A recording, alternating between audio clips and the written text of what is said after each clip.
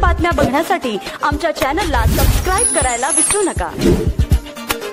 प्रहार जनशक्ती पक्षाचे उत्तर महाराष्ट्र संपर्क प्रमुख तथा कृषी उत्पन्न बाजार समिती चांदवड येथील संचालक माननीय श्री बच्चूभाऊ कडू यांचे निकटवर्तीय शेतकऱ्यांचे खंबीर नेतृत्व गणेशभाऊ निंबाळकर इगतपुरी तालुक्यातील घोटी ते त्र्यंबकेश्वर राष्ट्रीय महामार्ग भूसंपादित शेतकरी बांधवांच्या राष्ट्रीय महामार्ग क्रमांक 160 चं जे वाढीव भूसंपादन आहे त्या वाढीव भूसंपादनाचा तीव्र असा विरोध करणाऱ्या आंदोलकांच्या भेटीच्या प्रसंगाच्या दरम्यान सगळ्या गोष्टींचा आढावा घेतला असता एक गोष्ट लक्षात आली की शेतकऱ्याला बेरोजगार करण्याची योजना म्हणजे 160 वाढीव भूसंपादन आहे आणि त्याला मान्यता दिली।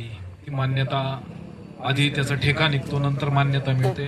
हा विचित्र प्रकार यामध्ये दिसून आला। त्याला निमित्त आहे आजच्या साखळी उपोषणाला भेट दिली व जाहीर पाठिंबा दिला। शेतकरी बांधवांच्या हितासाठी आवरली येथे शेतकऱ्यांच्या सोबत आम्ही सर्व प्रहार सैनिक उभे राहू असे आश्वासन दिले। यापुढे आंदोलन भव्य दिव्य करण्याचे नियोजन करण्यात आले। या प्रसंगी जिल्हा प्रमुख अनिल भाऊ भडांगे, समाधान बागल, नितीन भाऊ गवळी, सपन परदेशी, नितीन गव्हाणे तसेच गावकरी भूसंपादित होणारे शेतकरी वर्ग उपस्थित होते। प्रतिनिधी A1 न्यूज महाराष्ट्र इगतपुरी।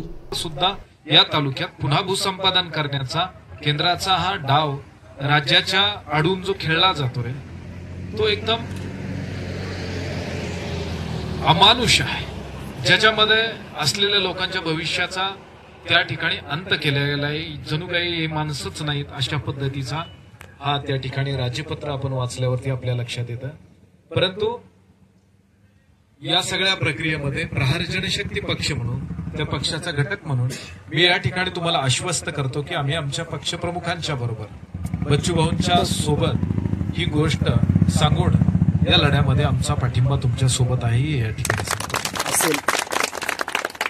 यामध्ये देश म्हणजे राज्य आणि केंद्र याचा असा एकही विभाग नाही ज्याने या तालुक्यात जमीन संपादित केलेली नाही। हे वाचून सुद्धा थक्क व्हायला झालं। ज्या तालुक्यामध्ये देशाचा अथवा राज्याचा एकही विभाग नाही असं नाही, त्या तालुक्यातल्या लोकांच्या चेहऱ्यावरची जी आशेची बाब आहे ती मेलेली दिसली, हे सुद्धा वाईट आहे। ज्या तालुक्यामध्ये एखादा औद्योगिकरणाचा प्रस्ताव येतो, औद्योगिकरण चालू होतं, त्याच्या आसपास समृद्धी या गोष्टी पाहायला मिळतात, पण तुमच्या चेहऱ्यावरती कुठं गोष्ट ती दिसलेली नाही। उलट तुमच्यामध्ये तो अविश्वास तयार झालाय, आता पुढे काय होईल। पण माझ्या मते जर तुम्ही एकाग्रतेने एकजुटीने लढला, तुमची नेतृत्व करणाऱ्या माणसांची तळमळ बघितली, त्यांच्या सोबत जर तुम्ही राहिला तर वेडात दौडले वीर मराठे सात, ते सात का होईना एक साथ असले पाहिजे। तुमचे साथ असणं एक साथ असणं खूप गरजेचं आहे। आताच त्यांचं नाव मला माहित नाही, पण त्यांनी जी भविष्यात भीती बोलून दाखवली ती सुद्धा खरी आहे की भेदनीती तोडा आणि राज्य करा। तुमच्यातली एकजूट तोडण्यासाठी याच्यात काय त्याच्यात काय ते बोललं जातं, तर ते न तुम्ही त्या ठिकाणी विश्वास न ठेवता पुढे वाटचाल करावी असं आम्हाला एक आंदोलक म्हणून वाटतं। आम्ही अनेक आंदोलनात सहभागी असतो, त्या आंदोलनातला हा अनुभव आमचा आहे की आंदोलन तोडण्यासाठी एक ना अनेक प्रयत्न केले जातात। सत्ता तिथं शहाणपण असंही म्हटलं जातं, ते शहाणपण नसतं, ते वेडेपण असतं, ते शहाणपण त्यांच्यासाठी असतं। असो, या ठिकाणी आम्ही जिल्हाधिकारी साहेबांना मेसेज केलेला आहे, त्यांनी फोन उचललेला नाही आणि बच्चूभाऊंचा फोन आता लागत नाहीये, प्रवासात कुठे असतील, स्विच ऑफ झाला असेल। पण जसाही स्विच ऑन होतील ते त्या ठिकाणी आपल्याला प्रतिसाद देतील। तो प्रतिसादात संबंधित चर्चा करून जिल्हाधिकाऱ्यांशी त्यांचं बोलणं होईल आणि त्यानंतर जो काय निरोप आहे शासनाच्या वतीनं तोही आपण तुम्हाला कळवू आणि त्यांनी नाही ऐकलं तर आपण काय केलं पाहिजे यासाठी सुद्धा आमचा पाठिंबा तुम्हाला ठेवतो।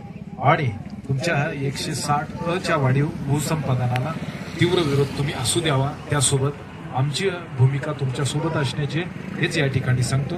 बाबासाहेबांच्या आणि छत्रपतींच्या बांगरेंच्या या पुतळ्यांना अभिवादन करून एकच सांगतो की न्याय मिळण्यासाठी या 3 विचारशक्तींच्या विचारांचं अनुकरण आपण करावं आणि शेवटच्या श्वासापर्यंत लढण्याची भूमिका ठेवावी।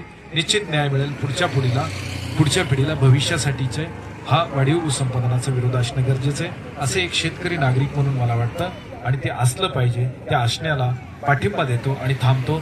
जय जवान जय किसान। धन्यवाद।